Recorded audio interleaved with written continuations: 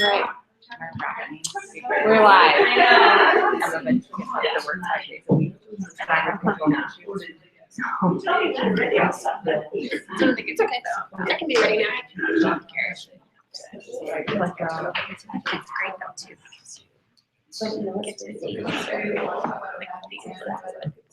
Yeah. She's making friends. On Wednesdays they all work. Because they're officially girls. We are. We're on. We're live. Yeah. Okay.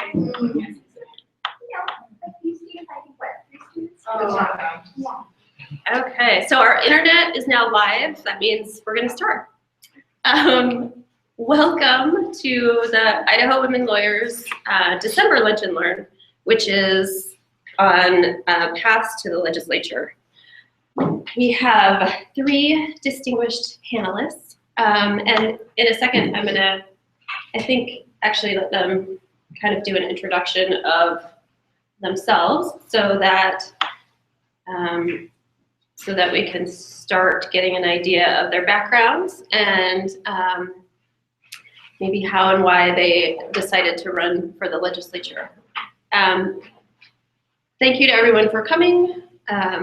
Thank you to anyone who's listening online. We'll put this up on our YouTube channel after the event. And let's get started. First, a very big thank you to our panelists. On my walk over here, as I was rushing out, almost being late, it hit me that this is what you all do all the time. So I serve a little bit in an organization. You all serve the public every day and come to these events all the time. And I just want to thank all of you for being here and for your service to Idaho and your districts. If you guys could each introduce yourselves. We'll start with Representative Rubel. Hi, I am Representative Alana Rubel. I am in the House of Representatives and I represent District 18, just southeast Boise. It's some kind of Harris Ranch and then more or less everything south of the river going out to Micron. And I was actually appointed to the legislature, so I can talk more about that when we get into how we each got there. But I had a little bit of an unusual entree into this job. I didn't have to start by running, which was certainly nice. No, I didn't. A long job in an election. But then I did have to run, so I was actually elected in the fall of 2014. So I've been serving since January of 2014. On the Education Committee and Natural Resources Committee and Environment and Energy and Technology Committees. And before that, I was an attorney for 17 years. So I'm actually the only woman attorney in the legislature. So great to see this group here. We can certainly use some more women lawyers in there. My practice area is the intellectual property law. So I represent technology companies and intellectual property disputes, which doesn't come up a whole lot in state law. I've had to learn a whole lot of new law, but it was certainly helpful to understand how statutes read and that dispute works really well. Yeah. So go ahead. I'm Grant Burgoyne. I serve in the Senate. I represent District 16, which includes Olive Garden City and the State Street and Fairview corridors in Boise. And I am the minority caucus chair in the Senate. I spent 3 terms in the House before coming to the Senate in the last election. And let's see, I had to run the first time. I had a litigation practice for about 25 years here in Boise. And I maintained that practice for several years after getting into the legislature, and recently have left my law firm and have a practice from home part-time doing alternative dispute resolution. Hi, I'm Cherie Butler-Webb. I am the only attorney on the panel, not attorney on the panel. I serve as the assistant minority lead, Democrat in the Senate. Have been here, served in the House for 2 years, and in the Senate started my 4th year. A native Idahoan, 5th generation, And I try to be the representative minority in every piece of the Senate that there is. Age, yeah, no, it goes on. So I try to represent as much as I can. I have a private practice of consultancy. I do organizational development, design, executive coaching. My route to the legislature was probably lots and lots and lots and lots of community involvement boards and activism in the community. And ultimately, it was my great irritation with education funding that led me to actually throw my hat in there. Lack of education. And Senator, what year did you start in the legislature? See, I ran in 2010, so 2011 was the first. Oh, okay.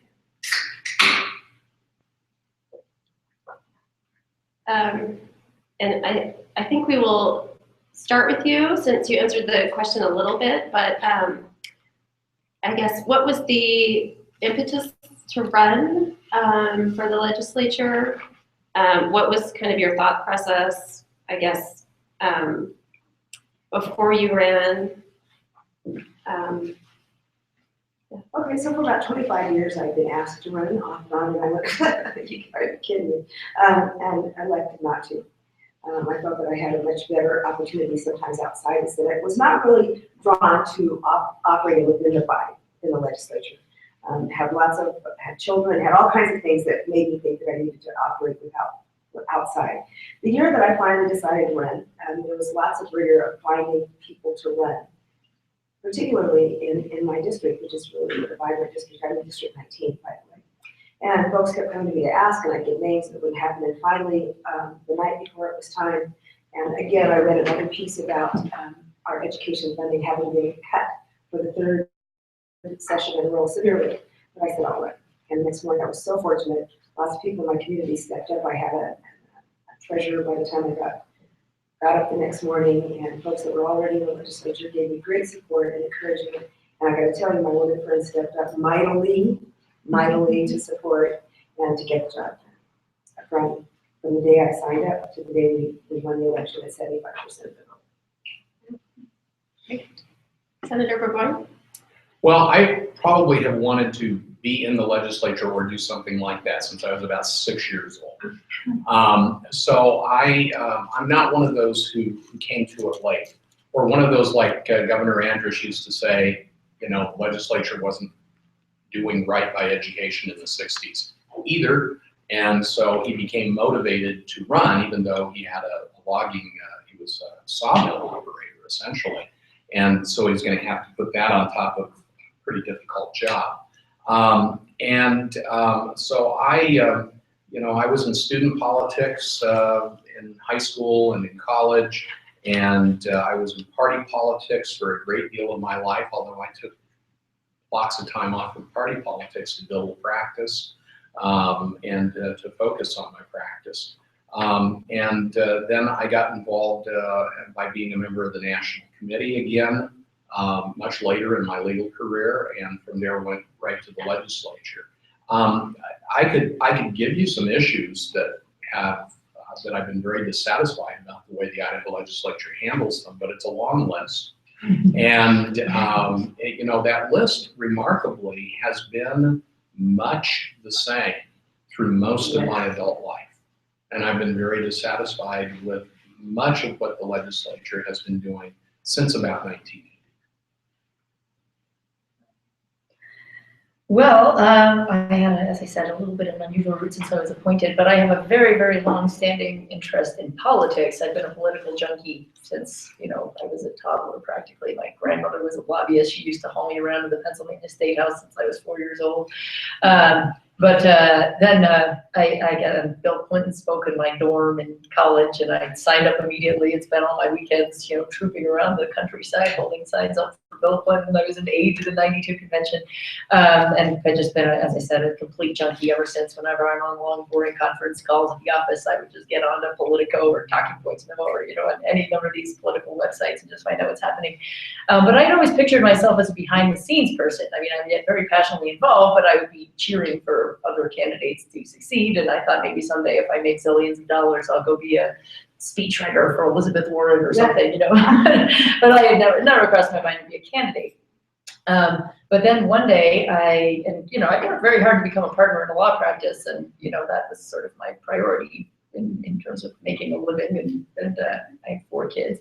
And this does not pay, by the way, so that's always something to keep in mind. Very rewarding in other ways, but it's pays 16,000 a year, so not the monetary work. But then one day, one of the legislators from my district up and moved to Seattle in the middle of his term, and they sent an email blast out to all the Democrats in the district saying, we have an open seat. They had to replace. He was a Democrat that had left, so they had to replace him with a Democrat. So they said any Democrat can apply.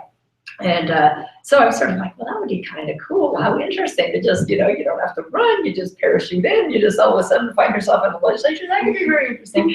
But, so it sat there in my inbox. I couldn't quite delete it for about 10 days. But I was like, nobody really knows me. I'm just kind of behind the scenes person. I've never, run for anything before. I'm not really up for the, oh, my overtime? No. No, that's my computer. But then funnily enough, I just finished reading Lean In 2 weeks before, which I highly recommend anybody that hasn't read that. It's by Sheryl Sandberg, the Chief Operating Officer of Facebook. Very empowering book I found, and she basically laid out, she said, that's what women always do. They never apply for things because they always think they're not qualified enough, and surely there's somebody else out there with better credentials, so they never actually throw their hat in the ring for this. So, the last day you could apply, I think it was December 26th of 2013, I was like, for Sheryl Sandberg, I'm going to put my name in there. I'm not going to be just another one of those women who don't apply for things because we assume someone else is better qualified. So I put my name in, and I think a couple dozen people did, and they went through some interviews, and they picked me. So I found myself a week later in the legislature. It all went down very quickly from when I put my name in. Basically January 3rd, I got a call from the governor saying to come in and be sworn in the next day. So it was a really big learning experience. I had to learn kind of 2 jobs. There's really 2 jobs that are almost completely unrelated. There's the being a legislator, and there's running for office. Yeah. Which are a wildly different skill set from each other. And I was starting from scratch on both of them. So it's been a big learning experience, but I'm really glad I did it. Can I ask who your email was from that said, we're looking for any? Sure. I was on the general email list for the Democrats. I'd donated to candidates. I'd helped host the house party for a candidate in my district before. So I think I was just on their general list of thousands of Democrats. And the process is that the district surfaces the names. Exactly. So there's a district committee in which she resides. Surfaces a number of names and she resides. Exactly. So every district generally will have a committee that will have a district chair, and it's done within the party. So each party will have its own district committee, and it'll be made up of precinct captains and vice captains. And they were the ones who interviewed me and who put me up as their first choice. And normally they would have actually approached someone in the first place. I don't know. I mean, usually they would kind of handpick it a little bit more. I don't know if they typically do the just general blast to the world like that, but that's how it worked in my district. I thought that was pretty powerful, actually. That's pretty powerful. Idaho Women Lawyers, I asked because we have a committee, positions and pipelines, that works on trying to get qualified women to apply for more things and to get them to be approached so that they're thinking about it ahead of time. And that's one of the things that we now try to do, I think, is send out emails to our members on discrete opportunities. So it's good to see that I think if you would make contact with all of the political parties about that issue, that you would find them responsive. Now, maybe some groups within the parties more and some less, but I think you might find that useful. I actually appreciated in our district that it was such an open mechanism, because I think sometimes in other scenarios they just think, well, who do we know? Let's ask some of our favorite pet people, and I wonder if that opens it up to women as much. When I think you can fall a little bit more into the old boy club network, whereas in this case, when it went out to everybody, actually the top 3 candidates were all women in my district. So all three of the names submitted to the governor from our district were women. I appreciate that, really, because I think more and more, I think that you heard what she said, often women have to be asked. I don't ever say always, I say often, because that's really the truth. I mean, in my work, I find that a man and a woman with like credentials, and you offer both the job, and the man says, yeah, I can do that, and the woman says, well, I can do this part, and I've done that part, and we tend to diminish ourselves. So I want to tell you, you're all qualified, period. You're all qualified, because one of the things I like about the legislature, and that I think is absolutely critical to the legislature, is a broad breadth of inputs and perspectives that really are reflective of the demographics we serve. So I think that's huge. If I could, I brought a few statistics about our legislature, and I have a handout Wow. that, and I put my business card on it so that you guys can contact me if you want to. But the handout really tells the story, and I have seen other articles over the last year. Do you know that in the 19th century and the first half of the 20th century, fully half of the members of state legislatures nationwide were lawyers? Fully 50% of all the legislatures in the country were lawyers. That is dropping precipitously.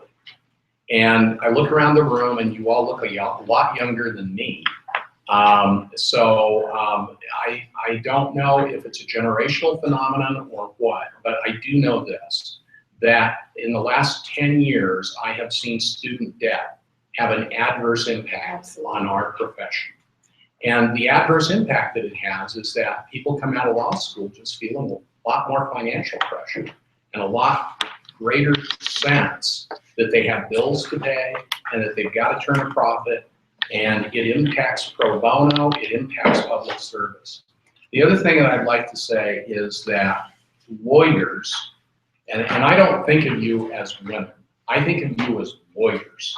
I think of you as Women lawyers.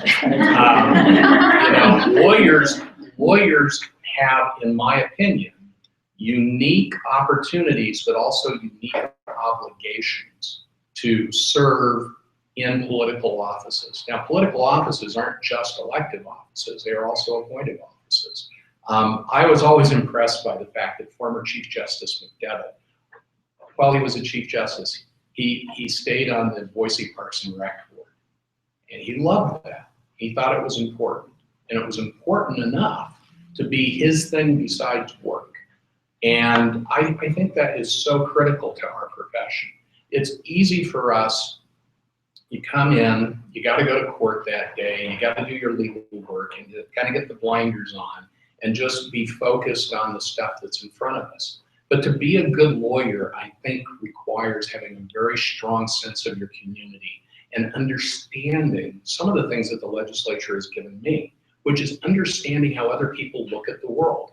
In litigation, certainly, we're always trying to stand in our opponent's shoes and stand in the other party's shoes and look back at our case, and we try to really understand what a jury is going to do with their case. And I think that when we shut ourselves off from the rest of the world and our own involvement in that world, it impacts our ability to be a good lawyer and understand other human beings and how these things may play out.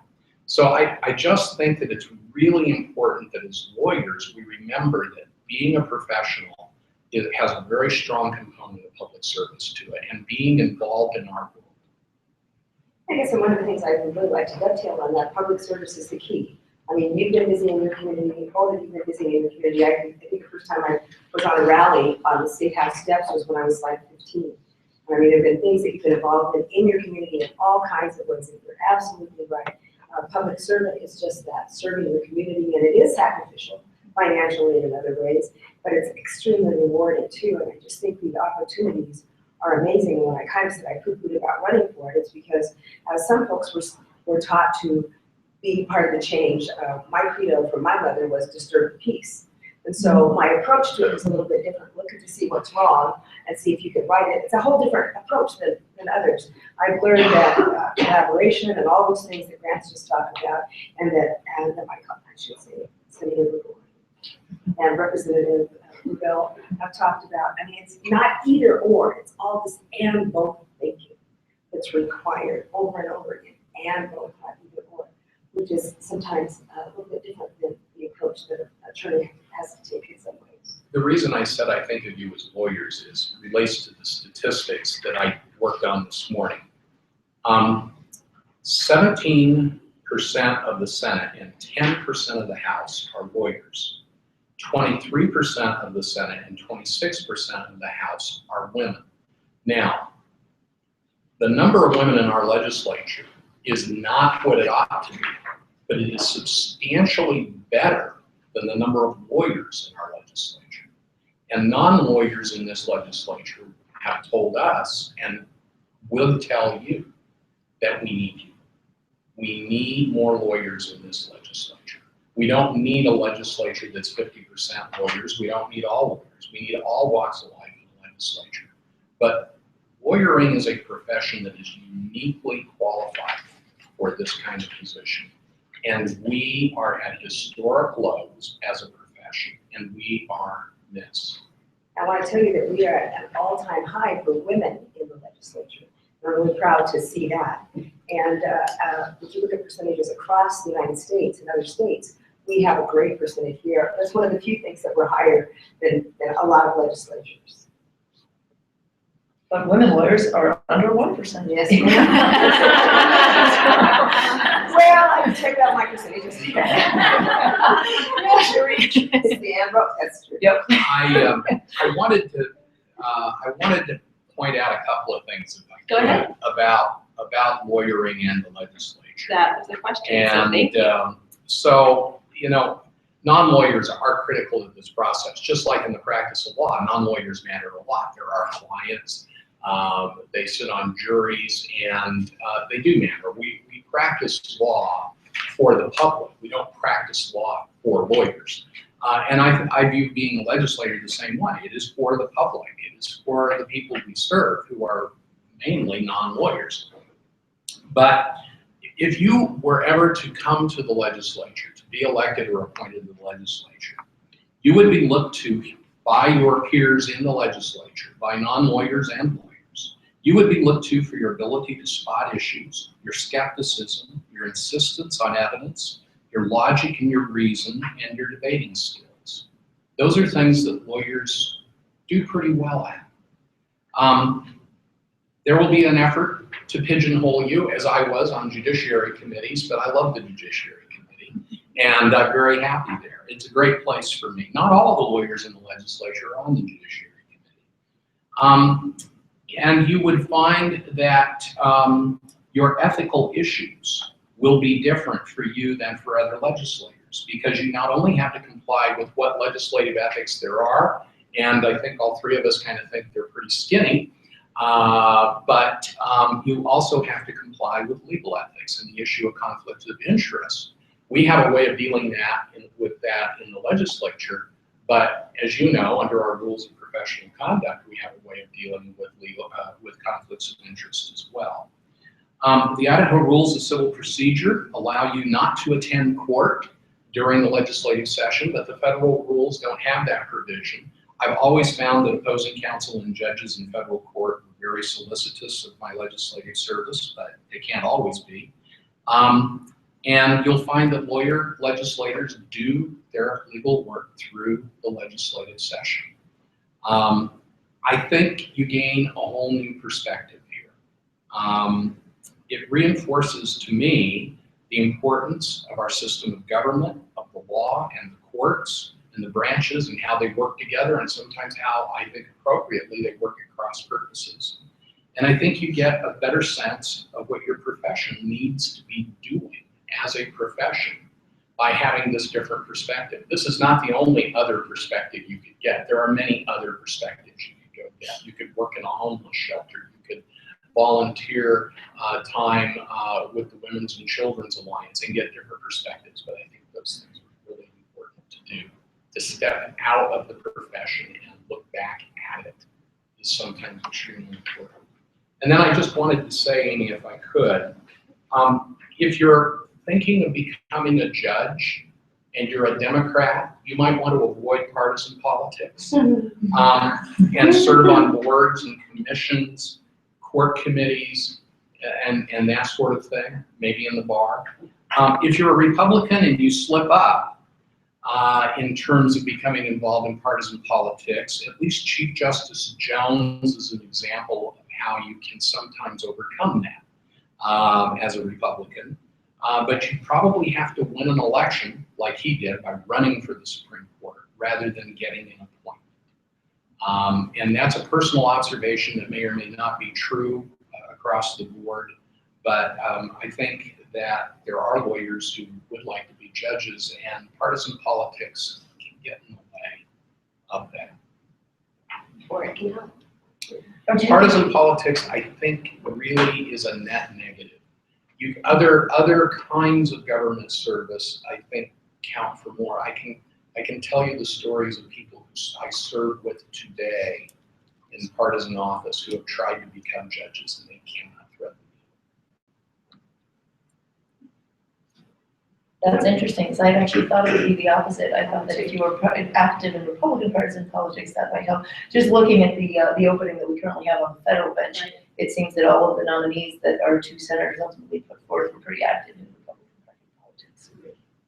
But if Judge Bevan is to be the nominee, Judge Bevan has never held a partisan office.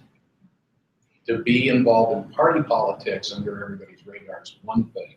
To actually sit in this legislature, take partisan positions over a period of time is costly to what we all think about when we think of judges, which is a neutral.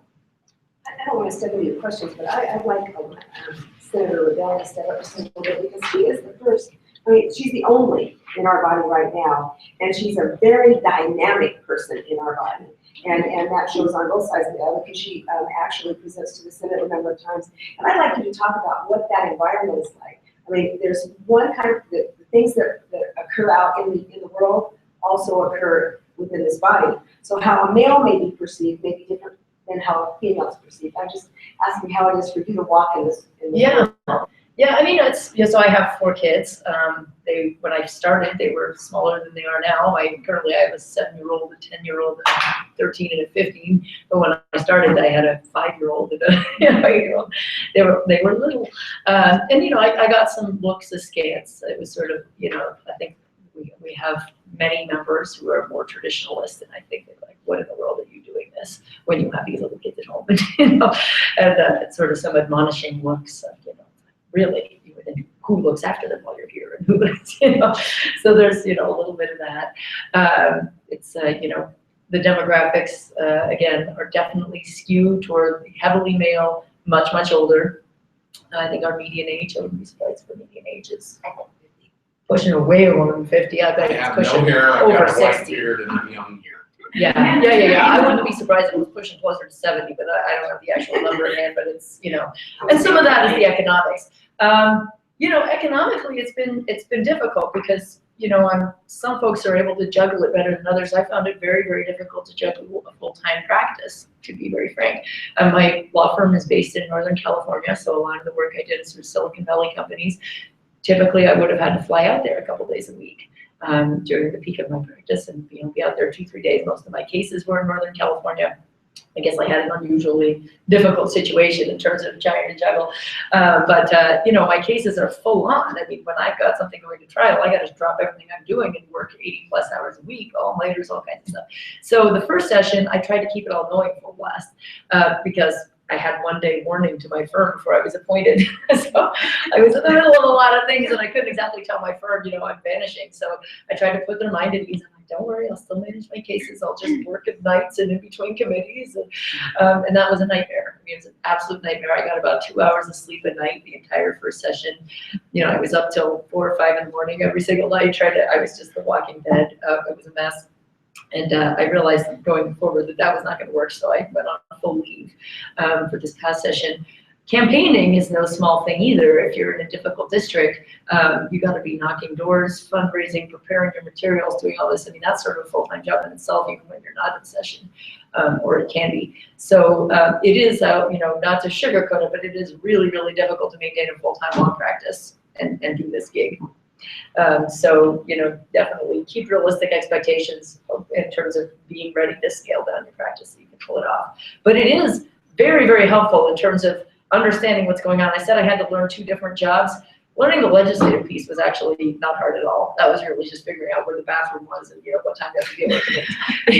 Because it really, it is a very smooth transition from being a lawyer to being a legislator. You know what laws are supposed to look like. You can spot a problem in a law. If you see something that is overly vague or that, presents constitutional problems, it will jump out at you faster than to anybody else. Now, again, I kind of wish we had more of that input here because, for example, I have a colleague that every single year brings a bill saying that EPA laws don't apply in Idaho. He's got folks in his district that do that gold mining where they suck through the bottom of rivers with these big machines and spit out all the dirt into the How do you feel about that? Well, but every single time he brings his bill saying, well, your EPA rules don't apply here. And, it's kind of like, I wish we had more people here that, were more familiar with the supremacy clause and other sort of core legal tenets that would really make it a lot easier. I feel like we'd go down less blind alleys and generally be able to focus our efforts more on productive things that are likely to really become laws that stand up in court. But it's been the harder part for me certainly was the learning to campaign. I think lawyers are well poised to make the transition into the legislative work. It's a little bit harder to make the transition into the banging on thousands of strangers' doors and haranguing everyone you ever knew for money and that piece of things. But in terms of the legislative piece, I think you'd find it a pretty simple transition and a very enjoyable one. There's a question. Yeah, this is kind of a personal question, but how old were you when you started legislature? Oh, yeah. I know she's asking you, not me. Yeah. I know, let me think about that. Wait, so I guess 41? I was older. Yeah, 41. So I'm 43 now. Yeah, so, it was helpful that I'd had, sort of had a few years to build up my practice. One other plus, though, in terms of the actual campaigning piece, and another reason it's kind of helpful to be a lawyer, and again, not to sugarcoat anything, it's kind of helpful to have friends with money. Really, you got to raise a lot of money in this job, and it certainly helps if you have friends at your law firm and other law firms around town, and old friends from law school, and old friends from college. That network to be able to tap into is really essential, and I found that, to really make it a much easier transition on the campaigning side of things. To actually be able to call up coworkers and have those people that know and like you and that you can go to for help in your campaign. I was 55 when I ran for the legislature. I'm 62 now. Alana's story about campaigning, I want to tell you, I think you've already got a lot of campaigning skills. You, as lawyers, you have to present your client's position to other people. And so the hardest part for me was simply, it's easy psychologically to present somebody else's position. It's hard to present your own position. And at least it was for me. And so that was a difference. And you don't know necessarily the logistics, like where you can get signs the cheapest, where you can, that sort of thing. How do you organize volunteers? There's a few logistical things. But in terms of understanding how to communicate effectively with people and how to communicate in different contexts with different groups of people, I think lawyers really get a lot of training about how to do that. And it's really helpful. I have to say, I think campaigning is the most awesome part of the job. It is the most important part of the job. I go and I knock now in our districts are about 45,000 people, and who knows how many doors that is. I go and I knock on every door that I possibly can. And I do that from April until November, about 4 hours a day, 5 or 6 days a week. Okay? And talking with people is what this is all about. We represent them. We work for them. We need to know what they think. And I can't conceive of how I would do this job without having that level of contact with my constituents. And I find it tremendously empowering. And I find it very rewarding to talk with people like that. And when I come here, I'm talking largely with people who are paid to be here one way or another and have an axe to grind, and that's perfectly legitimate and it's perfectly okay. But it's not the same, and it's not as meaningful and not as important to me. Coming from a business background, I kind of look at the campaigning piece like building your brand. Figure out what your brand is, and you learn to speak in sound bites. Because the amount of time, the important thing is to ask what your constituents think, but you also have to sell yourself in a short period of time, concisely and specifically. There'll be opportunities to speak at greater length, but that soundbite at the door really matters. There are a lot of little things that I learned that a lot of people talk about, just walk right up the door, get close. Well, you think about it when you're knocking on doors after a certain time of night. If you're female, you think about different things, how far I'll stand back, how late I'll go, lots of things that we take for granted. You have to give consideration to that soundbite, being concise, being specific, and selling yourself. You know, a lot of people say, I feel uncomfortable asking for money for myself. You know that you bring value. You know that you bring value, so why not say, support me, or give me money? I think, Ravel, you got that down. I mean, you really do. I mean, you know, I mean, she can make it so concise and so clear, and that's one of the things we have to do. Again, one of the things that sometimes we as women, you know, I can raise money for people, but I don't know if I can ask for me. It's another one of those things that we have to say, yes, I bring value, and I bring value to my community by being elected. So I have to be able to say, please support me. What can you give? I'd like, how about you give this amount? Sometimes suggesting the amount. So it's that value proposition. There are some tremendous role models for you already in this legislature, in both parties. As the ages get younger, I think, I didn't do the math, but it's my opinion. Maybe I'm wrong. My opinion is as the age of the legislators get younger, there are more women, and there is there's a more functional and less partisan approach to things, I think, among the younger legislators. I think the younger legislators kind of get the 21st century and are willing to work together in a functional way. That's not to say they don't have disputes or disagreements, but they're more functional about what do we need to do to position Idaho for the 21st century than some of the older legislators. You know, I think about my generation, and I'm definitely a generation or two or three ahead of most of you.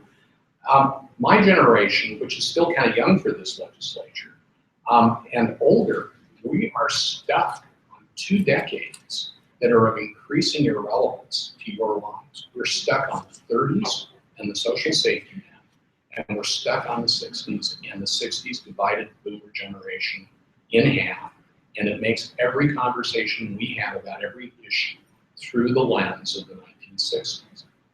That is irrelevant. And if the people fired all of us tomorrow, including me, that might be a good thing.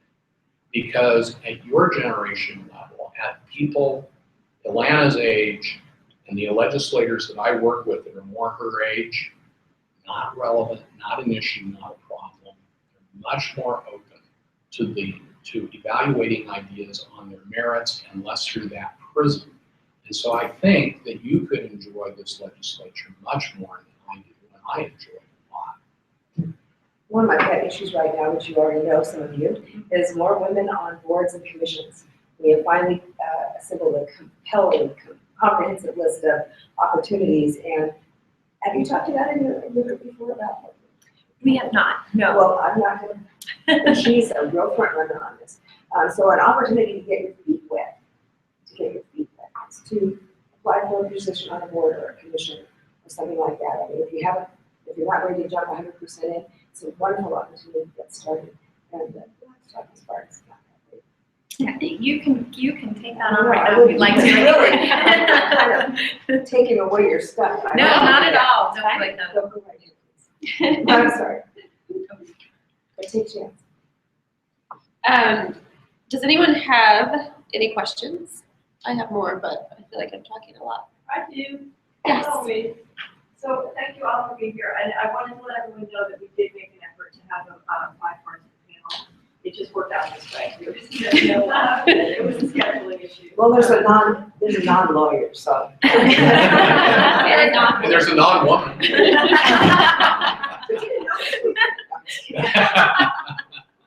So I have 2 questions that I guess maybe all of you might want to shot at, but it's the logistics that you mentioned, Senator DeWitt.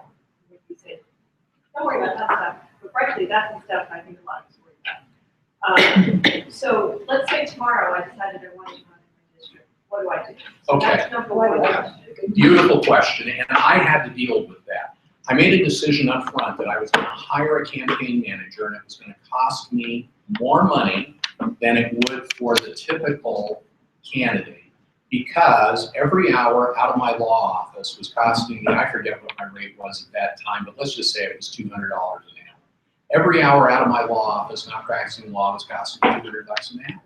So I could afford to put some of my own money into this campaign, okay?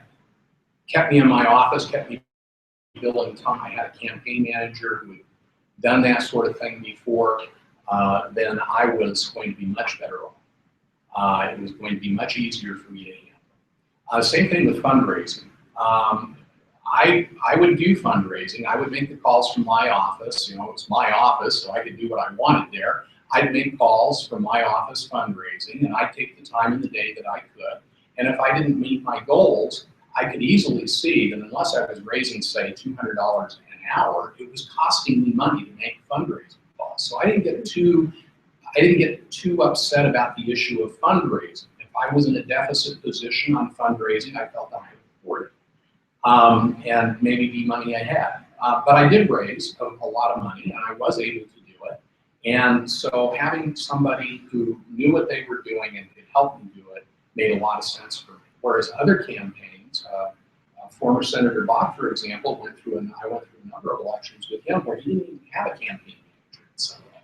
Senator McCoy, I just want to make sure, is this what you're asking, or are you asking the mechanics? How do I let somebody know that I'm ready to run? I just want to make sure. Okay, How do you find someone who's a campaign manager? Does the party help you with that? The party does help with How that. much money do you need? All Yeah. this. Oh, it really depends. Yeah. And the party does help with that. I got the typical way to get a campaign manager is from the staffers for the Democratic Party or the Republican Party in the legislature. Those people have a part-time job, and many of them are looking to pick up campaign work during the interim so that they can remain employed in some And build their chops too. Right. So you would want to figure out who you're just, whatever party you are, you'd want to reach out to your district folks. You'd want to reach out to the state party, say I'm interested in running. Ideally, you'd want to lay a little groundwork so that your district people know who you are in advance, so it's not a total cold call. And you might want to reach out and just say, hey, I'm interested in politics in my district. When does the district committee meet? Are there any openings for precinct captain, vice captain, anything like that? So that you have a little bit of groundwork. But you can always, but not everybody does. I was never a precinct captain or a vice captain. Lots of people aren't. So you don't have to, but it is helpful. If there's a contested situation, that will help launch you to the top of the pile. But yeah, just tell them you're interested. I mean, this for the next session, actually, the filing deadline is March 11th. Yeah, so there'll be an election November of next year. And folks have to get their names on the ballot by March 11th. So you want to reach out in advance, probably January, February, find out who's running in your district, if you have an incumbent or if there's an open seat, and start doing that exploring. And talk to legislators. Yeah. Legislators, whatever party are eager to tell you, this is what I did, this is what I did, this is what works for me, this might not work for you. Yeah. And then the people in your district, that's huge. The legislators in your district will know very well what the landscape is in terms of who's planning to run again, where there are openings, who they know of who's considering it right now, or if it's wide open. They'll know very well. The nuance about money is whether you're running against somebody in a primary, or if you have a primary and then the general. So you've got two elections, and how many people are in that run will determine how much money to spend, how many riders, how much you will have to spend. One logistical piece of this, I was with Moffitt Thomas Garrett Walking Fields for 7 years. I knew I was going to want to do this or something like this. And I knew that it was going to be very difficult to do it from there. I mean, if you're going to be a legislator, you're going to answer to 45,000 people. To make it 45,001 when that one is your employer makes it really difficult. So, having your own law firm, answering only to yourself makes it logistically much easier. You can say to yourself something that I think other lawyers may have a more difficult time with. I am prepared to give up a certain portion of my practice and a certain piece of income in order to do this. I am prepared to cut back on the number of hours that I'm available in my firm. I'm prepared to hire or take an assistant from half-time to full-time. I'm prepared to do those things, and I can make those decisions, and I can do those things. And so that gives you a lot more freedom logistically to do the kinds of things that you may find you need to do. That having been said, we have lawyers in this legislature who are not in that position, who are doing just fine from my perspective, but I think it's probably a little hard. Thank you all so much. That's a really good information. And I'll let everyone else follow if they want to. But my second question was, how are the committee appointments made? How much say do you have in that? Are you happy with fitting it? You don't have to tell me, but generally, are people happy with the committee appointments? So generally, you put in a request, you fill out a form that you submit to wish list. Yeah, your wish list of what committees you want to be on, and that will go to, in my case, the Speaker of the House and to the minority leader. And it's really the minority leader, I think, that shuffles it around and tries to satisfy everybody and, brings a little bit of their own discretion to figure out who's better suited for where and all that kind of thing. And I got all my first picks, and I was happy with my committee picks. So, yeah, most of them aren't that. Generally, there are a couple that are more competitive. The only really tough ones, like JFAC, the Finance and Appropriations Committee, sometimes that's competitive. That's a very powerful committee. They do the budget. So sometimes we have more people applying for that one than there are slots. And education can also be competitive. Some of Senate, you give the wish list, and then there are a category of people that kind of manipulate how it goes. We're such a small number in the Senate that it's kind of difficult. I mean, you may have one person, which can be a little bit lonely, one person or two people on a committee, as opposed to having a cadre of folks that are supporting the same view of the world. We only have 7 Senate Democrats. So the Speaker of the House in the House and the President Pro Tem of the Senate in the Senate make the appointments to the committees and designate the chairs and vice chairs of the committees. And that's always the majority party, the Republican Party. The minority, though, makes their recommendations regarding the minority members who will serve on those committees. I have never known a speaker or a pro tem to say, well, I'd really rather have this Democrat than that Democrat on the committee. I mean, the power divides along the numbers. They have more people than we have. They have more people on the committees. It doesn't get that personal at that level. Where it is a more personal decision is with the party's own leadership, and the party is making, when the party leaders in the legislature are making a decision about what names are going to go to the speaker or to the pro tem for those committees. And not having been a Republican, I don't know how it quite works on the Republican side, but my sense of it is it works a lot the same as on my side. There's the opportunity to put you in a position that you already have competence. And there's also the opportunity to put some that you're learning stretch edge to put you in that one. So there's like kind of the anvil as we get over and over again. What works best and what works best for your caucus. That's the I guess I had a slightly different experience on that, but generally I think that's how it works. The one pushback I have, so I serve on the Natural Resources Committee. I'm fairly passionate about environmental issues. Just that was one of the reasons I got involved. Very concerned about maintaining public access to open space and clean water and clean air and making sure that pollution doesn't get out of hand. So I would push back a fair bit. Very often we would get fed information in committee, and I would do a little independent research and find out that the information we were given was completely wrong. And I would call them out on it. And I'd be like, well, I researched that study's, that's not what the studies say, So I would fairly routinely push back.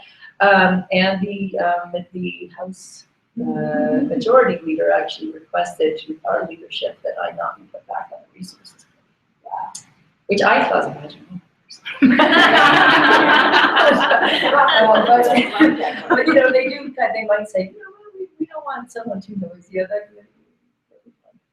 I potted plants on there for good. I had a completely opposite. Experience.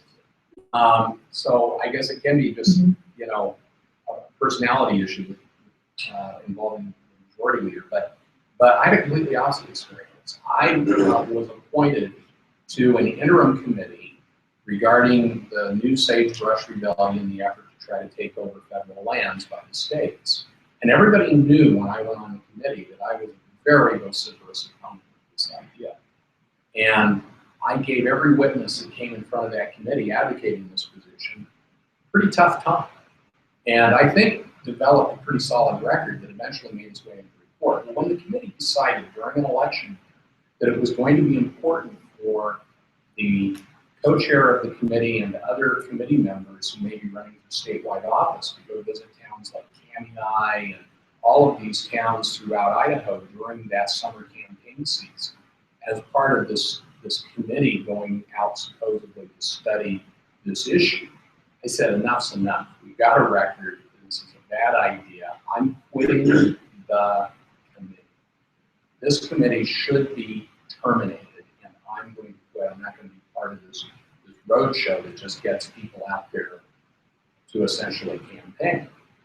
And I had quite a few of the Republicans come to me and ask me not to do that, not to quit. And I have never personally found that being a strong advocate for my constituents or my positions has cost me anything in terms of my relationships with anybody in the other party.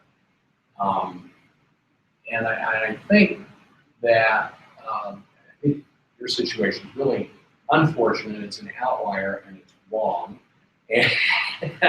And I wonder how many of us in the legislature really know that. Well, you know, to give the other side of that, so when I shared that story with some of my Republican colleagues on the committee, and they were outraged that that had happened, and they said, I love that you ask the questions, I love that you push on this stuff, that's ridiculous that they would try to kick somebody off the committee for trying to get to the bottom of things. And so it was not a party-wide thing, but there certainly, you know, that was a leadership push, but I think the rank and file on the committee felt that it was actually very helpful to have, you know, the loyal opposition pressing on these issues. So, you know, it was not an across-the-board thing, but it was certainly, you know, what the top was asking. One of the PS is even though we are elected by our district, we still are here to serve the state of Idaho. So again, you want to be responsible to your district, but still you want to look, as you're looking at people at issues, to say maybe it's a contrarian view, you're trying to see what's the right thing to do.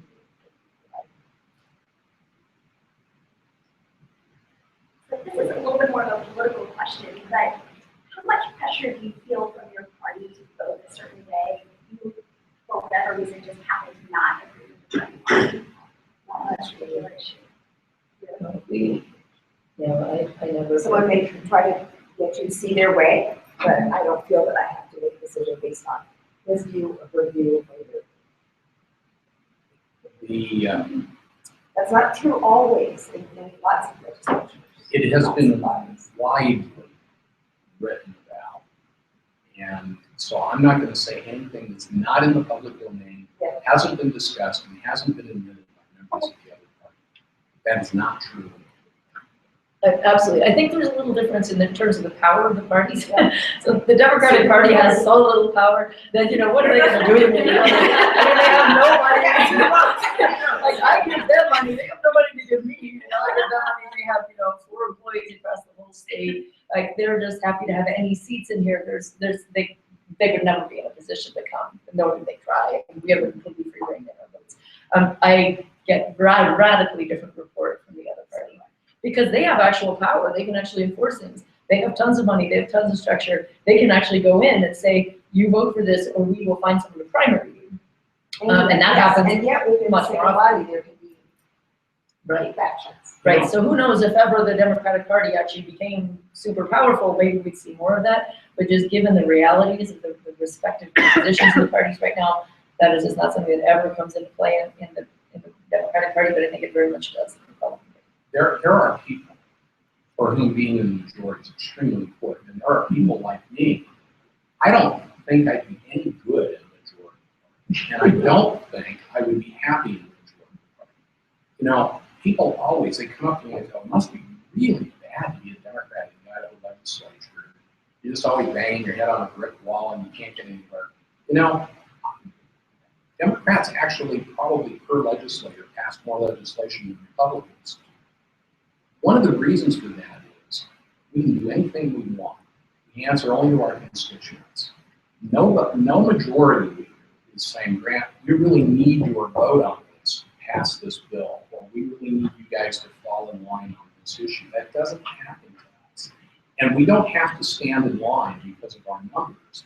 and have the good legislation rolled out to it. We're creative enough to come up with the good legislation, and if it's good legislation, we can often get it passed. Now, there's some issues we can't. We can't just, break that wall. But there's so much that's kind of at or maybe just in the radar a little bit or just below the radar that we can actually accomplish. And I don't have a leader breathing down my neck to vote a certain way or to, even beyond votes, to do other things. So there is a lot of freedom that plays to my personality. So I've just gotten to the point where I say, I wouldn't have it any other way, and I really wouldn't. I would also encourage you to talk to someone from that majority party to see if their view of the world is the same as the way we're expressing it. I'm trying to be pretty open and equal about this. But that's something I say too. I think you express it very well. Yeah, and sometimes it's just very transparent. I mean, we say this, I think, based on direct feedback we get from colleagues, and sometimes you see it. I mean, sometimes you'll see it in the transportation negotiations, for example. Transportation bill, there were several members of the majority party there who were just about to sign off on the bill, and their leader was literally standing at the side of the room saying, "We're doing it now, you." Pulled them out of the meeting, woodshed, and then, 10 minutes later they come back and they're like, we can't do that. so it's very, very obvious sometimes. I mean, we see it on the floor where, the leadership will just be like, "We're having a caucus meeting now," and then they come back and all of a sudden everybody's kind of changed their positions. So there's not a lot of effort made to conceal that reality. I think it's pretty open. Yeah. To flesh that out a little bit. I know Jim Rich, and I know him pretty well. I litigated with Jim Rich. And so I know him as a lawyer. I also know him as a legislator. You talk about age. Yeah, well. Right, Jim. He's our junior U.S. Senator. There you go. He was your governor. He was your lieutenant governor, and he was the majority leader of the Senate for many years. And, it really is personality. It's not politics. But Jim is the kind of person, in my estimation, that he kind of wants to get that majority. And to be able to be a legislator in terms of having a majority behind you was a very different thing than to be the insurgent like I am. But we have a personality difference. It's not a political difference that matters on this issue. We have a personality difference. I like being an insurgent. I don't think he would enjoy that too much. And that's not a question of, which marginal tax rate you like. That's a question of what your personality is. Any other questions? Or anyone thinking seriously about taking the leap someday and want to know more about how And I just want to say, if you are thinking about taking the leap, I can guarantee you that we three of us would be available to you to tell you what we know, who we know, and where we can suggest that we get started. And I guarantee you that if you're not a Democrat and you want to come talk as a lawyer about these issues, I will be available to you anyway. And if you're do my level best to me. do my level best to do right by one of my fellow lawyers. I have always said I will never, ever, ever run for office, and I'm surprised to hear the very good reasons to do so. Oh my God. For years I said I didn't want to do it because I kind of like to be the contrarian, if you will. And it's one of the most rewarding things that are stressful for everybody. Where contrarianism is celebrated. I know you're trying to wrap this up and some of you got to go, but I would like to add, this has been focused on the legislature. I have a lot of friends, a lot of really close friends who are Republicans and who have involved themselves in local government. I have a lot of close friends who are neither and a lot of close friends who are Democrats who have involved themselves in local government. Why? They are not the kind of people who are comfortable making their friends choose them on a partisan basis. They like to work cooperatively together, and they genuinely are committed to a nonpartisan. And there's a lot of good that can be done in a nonpartisan local government world in this state. And, I just think that, if you're thinking about elective office, partisan office isn't the only avenue. And are you all registered to vote? I just have to get my list. Okay, all right, that's a good thing. And vote. Thanks for listening to us. Thank you so much for coming.